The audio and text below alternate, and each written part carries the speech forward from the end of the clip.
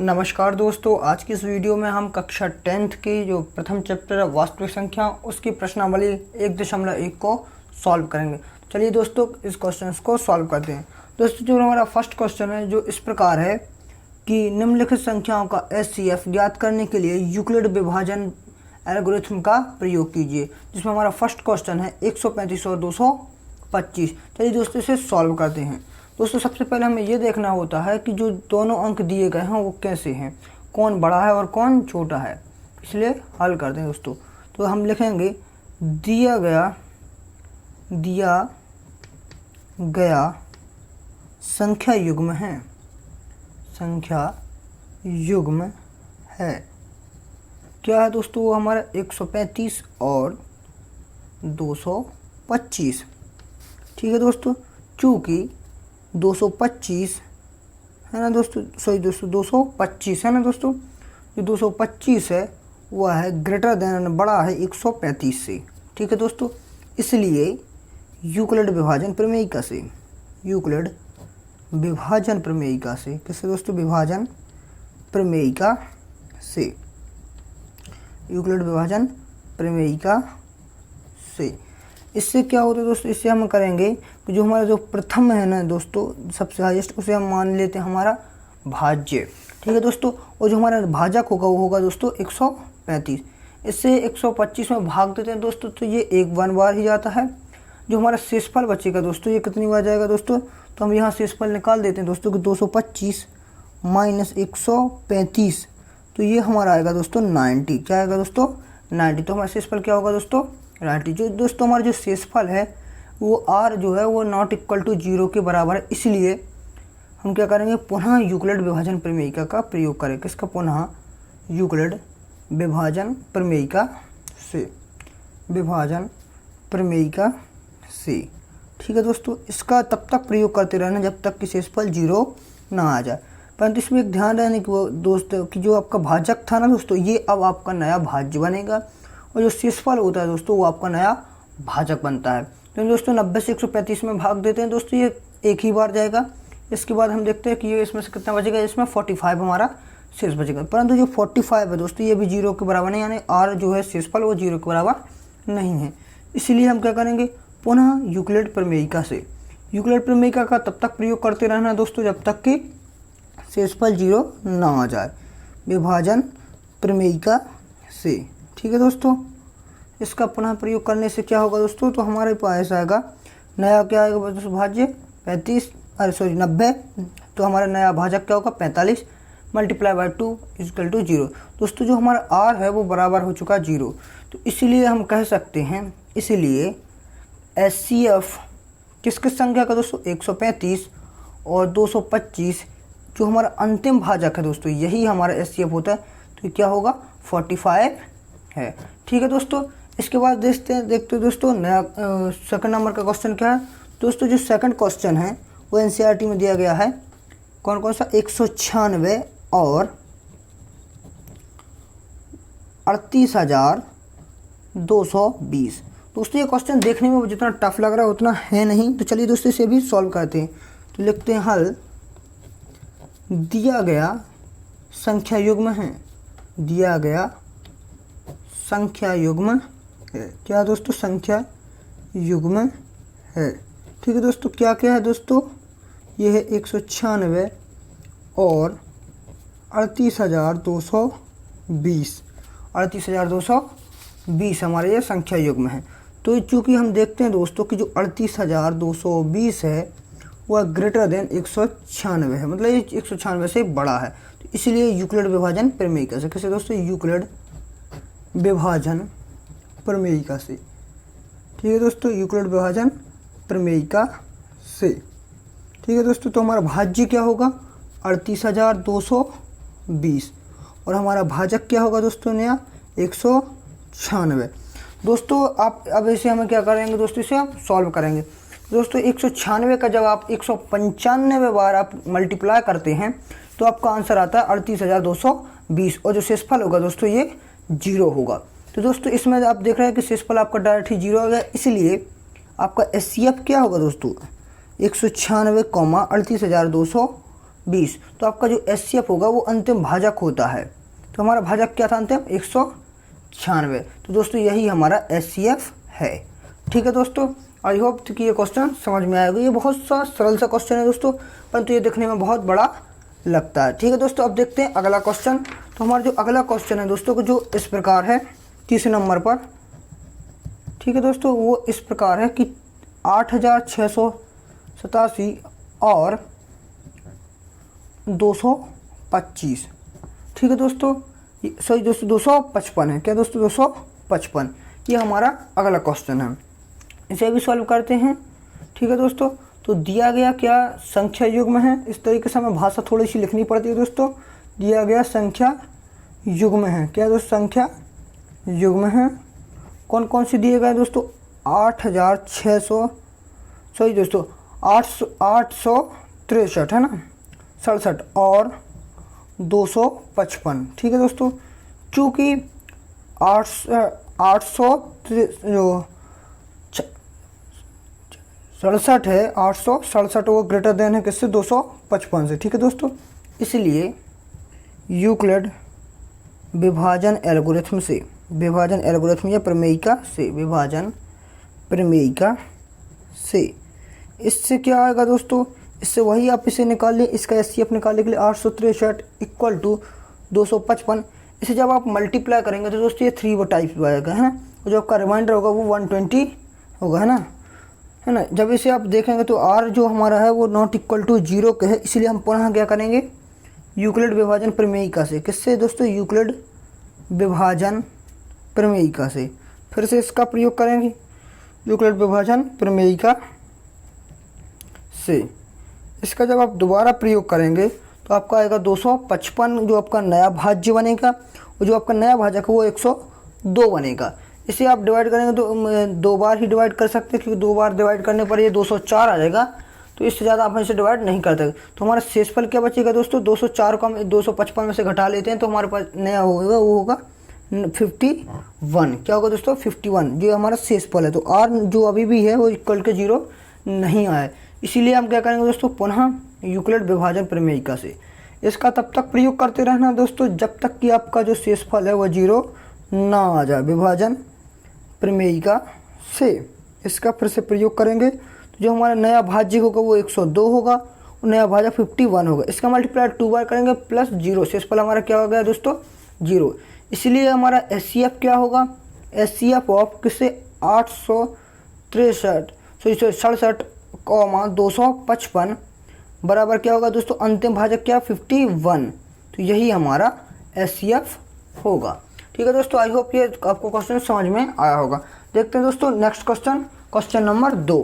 तो दोस्तों question number 2 जो NCERT में है वो इस प्रकार है कि दर्शाइए कि कोई धनात्मक विषम पूर्णांक, कौन सा दोस्तों धनात्मक विषम पूर्णांक 6q + 1 6q + 3 और 6q + 5 के रूप में होता है जहाँ q कोई पूर्णांक है। ठीक है दोस्तों, इसे सॉल्व करते हैं। ठीक है दोस्तों,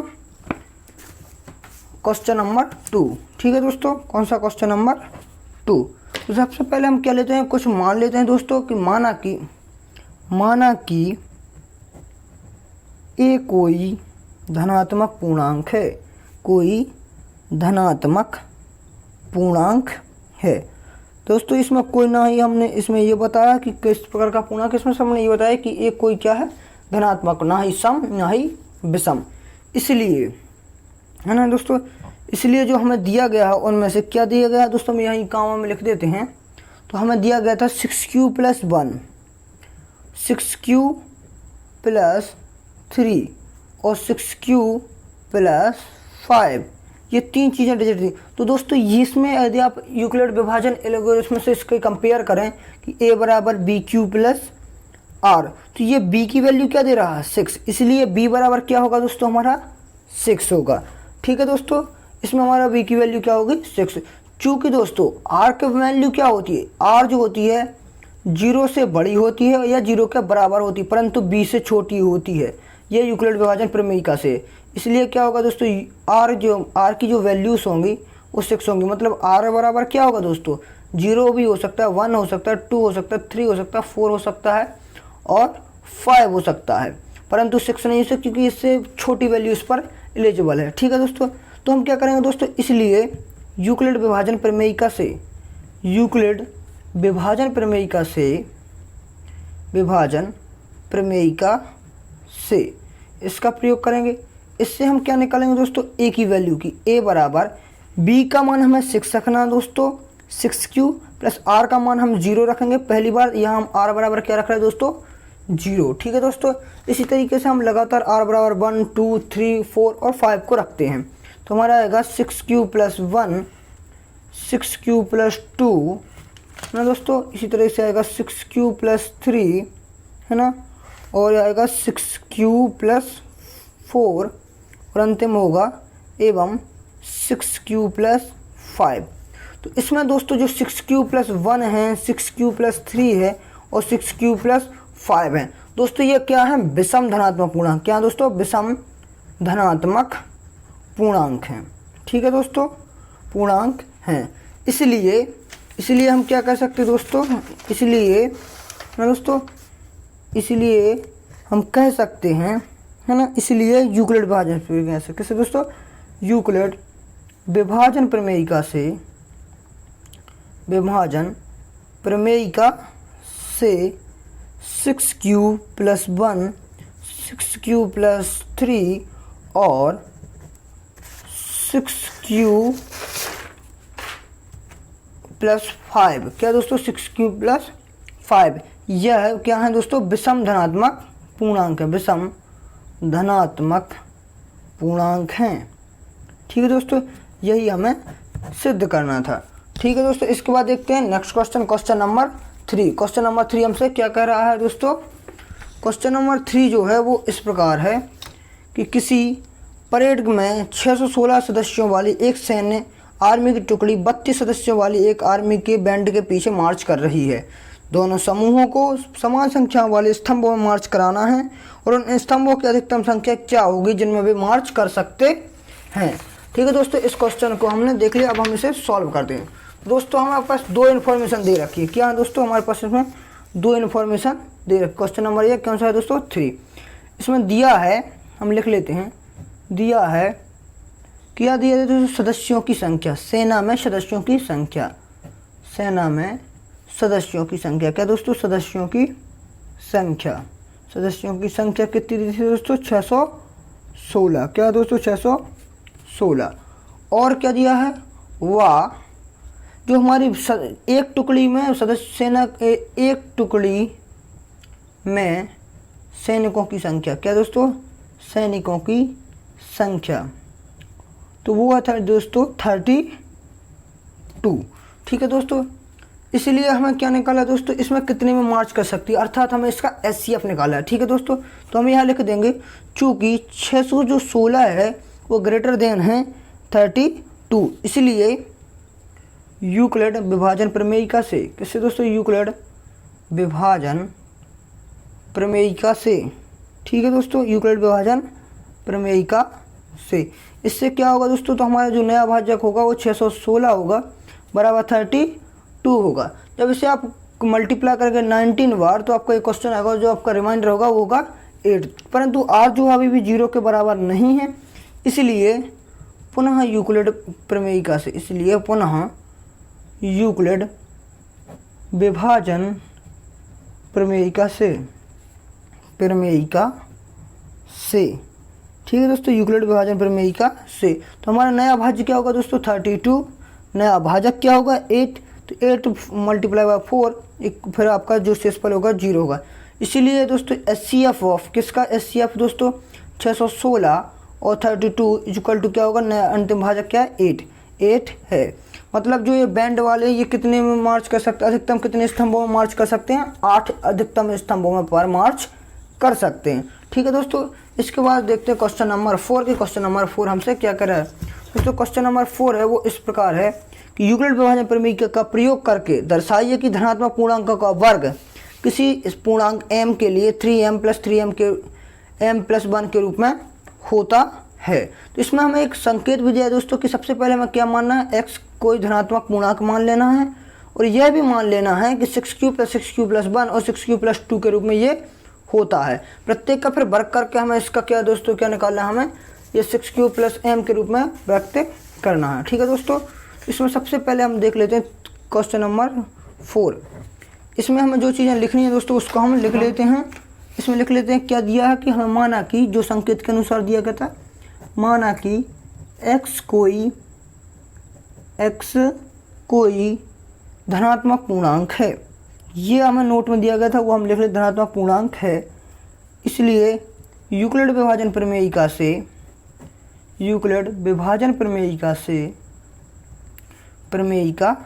से जो से क्या होगा दोस्तों, से 3Q प्लस 1 और 3Q प्लस 2 के रूप में होता है। ठीक है, में है ना दोस्तों, ये रूप में है। इसलिए 3Q का वर्ग करने पर, क्या दोस्तों, वर्ग करने पर हमें इनका वर्ग निकालना दोस्तों। वर्ग करने पर तो दोस्तों हम क्या लिखेंगे, 3Q का होल स्क्वायर बराबर क्या आएगा दोस्तों, 9Q स्क्वायर।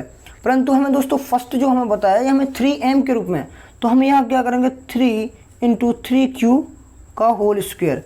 चूँकि हम दोस्तों 3M लिखेंगे तो हम यहाँ लिखेंगे M बराबर है 3Q का होल स्क्वायर, एक जो कि क्या है दोस्तों, पूर्णांक है। क्या दोस्तों, एक पूर्णांक है। इसलिए हम क्या M की जगह पर क्या वैल्यू पुट करेंगे, 3Q का होल स्क्वायर। इसीलिए एवं हम क्या करेंगे, इसी प्रकार करेंगे 3Q प्लस 1 का वर्ग करने पर, 3Q प्लस 1 का वर्ग करने पर, ये अगली चीज़ है, वर्ग करने पर। इसका जब आप वर्ग करेंगे दोस्तों तो हमारा क्या आएगा, 3Q प्लस 1 का होल स्क्वायर बराबर 3Q का स्क्वायर आएगा दोस्तों, है ना, 3Q का whole square plus 2 3Q plus 1 का होल स्क्वायर। ठीक है दोस्तों, 3Q का स्क्वायर क्या है, 9Q का स्क्वायर प्लस ये होगा 6Q प्लस 1। ठीक है दोस्तों, इसे हमें किसके रूप में दर्शाना दोस्तों, 3M प्लस 1 के रूप में।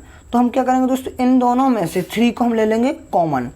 3 को कॉमन लेंगे तो यहाँ आएगा 3Q स्क्वायर प्लस आएगा 2Q, है ना, पहले 1 को हम बाहर ही रखते हैं। तो दोस्तों इसकी जगह पर हम क्या पुट करेंगे, M। क्या पुट करेंगे दोस्तों, M। तो यहाँ लिख देंगे 3M प्लस 1। इसी दोस्तों यही हमें वर्क करने पर हमें यही सिद्ध करना था, है ना दोस्तों।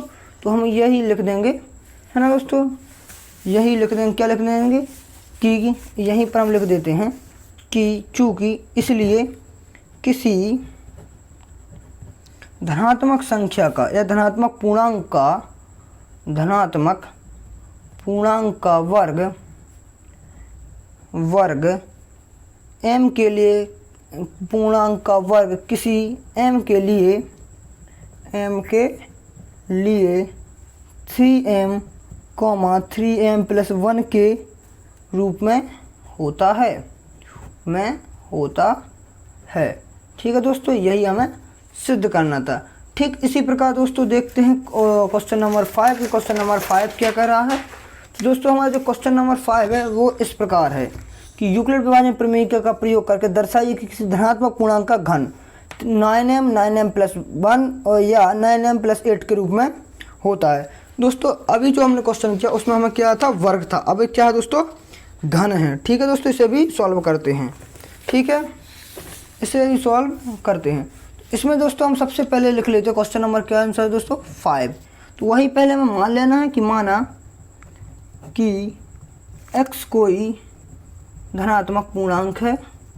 क्या है दोस्तों, धनात्मक पूर्णांक है। ठीक है दोस्तों, ये हमें मान लेना है। और या चूँकि इसलिए 3 जो कि है ना दोस्तों, जो कि 3Q प्लस 1 और 3Q प्लस 2 के रूप में है, 3Q प्लस 2 के रूप में है। अब हमें क्या करना है दोस्तों, यूक्लिड विभाजन प्रमेयिका से इनका घन करना है। इसलिए यूक्लिड विभाजन प्रमेयिका से, किससे दोस्तों, यूक्लिड विभाजन प्रमेयिका से। ठीक है दोस्तों, प्रमेयिका से चूँकि 3Q का घन करने पर, क्या दोस्तों, घन करने पर इसका हम घन करेंगे तो आएगा दोस्तों 3Q का होल क्यूब, जो कि बराबर होगा तो 27Q की पावर 3, है ना दोस्तों। परंतु हमें इसे किसके फॉर्म में बदलना है दोस्तों, हमें इसे 9M के रूप में बदलना है। किसके दोस्तों, m के रूप में। तो हम क्या करेंगे दोस्तों, 9 को कॉमन ले लेंगे, इसके बाद देखेंगे ये हमारे पास आएगा 3 बार 3 क्यूब की पावर 3। तो इसकी जगह पर हम क्या सी वैल्यू पुट करेंगे m, तो 9m। तो हमें बताना पड़ेगा कि m क्या है। तो m बराबर है 3 क्यूब की पावर 3, जहाँ ए वह एक पूर्णांक है। क्या दोस्तों, ये एक पूर्णांक है, इसके बारे में हम इन्फॉर्मेशन दे देते हैं। एवं किसका आप दोस्तों 3 क्यूब प्लस 1 का घन करने पर, है ना दोस्तों। तो यहीं हम घन कर लेते हैं। 3 क्यूब प्लस 1 का घन क्या होता है दोस्तों, यह आएगा 3 ए का घन यानी 3 क्यूब का घन, ठीक है दोस्तों, प्लस 3 क्यूब का whole square, 1 plus 3 cube plus A का स्क्वायर प्लस ए क्यूब। ये हमारी क्या समीकरण से हमने ओपन कर लिया। यह आएगा दोस्तों 27 क्यूब की पावर 3 प्लस ये आएगा हमारे पास 3 यानी 9 cube square plus 6 cube plus 1। ठीक है दोस्तों, इनमें से हमें दोस्तों क्या चाहिए है 9। हमें इनमें से क्या निकाला दोस्तों 9 चाहिए है। ठीक है दोस्तों, क्या चाहिए है हमें से 9 दोस्तों। सॉरी, यहाँ पर आएगा पर 9 क्यूब। तो यहाँ से हमें 9 को हम ले लेते हैं कॉमन, तो ये आएगा 3 क्यूब का क्यूब प्लस यहाँ से यदि हम 9 कॉमन ले लेते हैं तो हमें बचेगा 3 क्यूब का होल स्क्वायर प्लस यहाँ बचेगा 1 प्लस 1 यहाँ पर है। तो दोस्तों इस पूरी की जगह पर हम क्या पुट करेंगे m, तो यहाँ आएगा 3m प्लस 1, जहाँ m बराबर है 3 क्यूब का क्यूब, है ना, 3 क्यूब का स्क्वायर प्लस 1, जो कि एक पूर्णांक है। इससे हमें क्या हो दोस्तों, इसकी जगह पर वैल्यू पुट की वो m के बारे में बता रहा है। ठीक है दोस्तों, इसके बाद करना है दोस्तों और क्या दोस्तों, और 3 क्यूब प्लस 2 का होल क्यूब करने पर यह भी हमारा अंतिम। इसे हम करते हैं तो ओपन करते हैं 3 क्यूब का होल क्यूब प्लस 3 क्यूब का होल स्क्वायर प्लस 2, है ना दोस्तों, प्लस 3 क्यूब प्लस 2 का होल स्क्वायर प्लस 2 का होल क्यूब, है ना दोस्तों। इस तरीके से सॉल्व करते जाते हैं। तो यह आएगा दोस्तों 27 क्यूब, यह आएगा 6 है ना, 8 6 42, है ना दोस्तों, 42 क्यूब का होल स्क्वायर प्लस ये आएगा आपका दोस्तों स्क्वायर को इसे ओपन करेंगे तो ये आएगा 4 का जब मल्टीप्लाई 3 के साथ 12 चौको 48 36 क्यूब आएगा दोस्तों, 36 क्यूब प्लस 2 का घन 8 होता है ना दोस्तों। अब हमें क्या करना है दोस्तों, इनमें से कॉमन लेना है, 9 निकालना है। क्या है 9, तो यहाँ 3 क्यूब आएगा दोस्तों, इसमें से 9 निकालिए दोस्तों, क्या आएगा दोस्तों, इसमें से आप जब 9 का करेंगे तो आपका एटलीस्ट आ जाएगा दोस्तों 7 आएगा शायद दोस्तों, 7 क्यूब स्क्वायर, है ना दोस्तों, ये 49 होगा। क्या दोस्तों 49 होगा, है ना। इसके बाद आप यहाँ पे करेंगे तो ये आपका आएगा 4 क्यूब प्लस 8। तो अब इस पूरे की जगह पर हम रख देंगे m, तो आएगा 9m प्लस 8। ठीक है दोस्तों, हमें इसी के फॉर्मेट में से सिद्ध करना था। तो हम क्या लिख सकते हैं, इसलिए किसी धनात्मक संख्या का किसी धनात्मक पूर्णांक का घन 9m प्लस 1 और 9m प्लस 2 के रूप में होता, किसके रूप में होता, 2 के रूप में होता है। ठीक है दोस्तों, यही हमें सिद्ध करना। आई होप दोस्तों यह प्रश्नावली 1.1 आपको समझ में आई होगी। धन्यवाद दोस्तों इस वीडियो को देखने के लिए।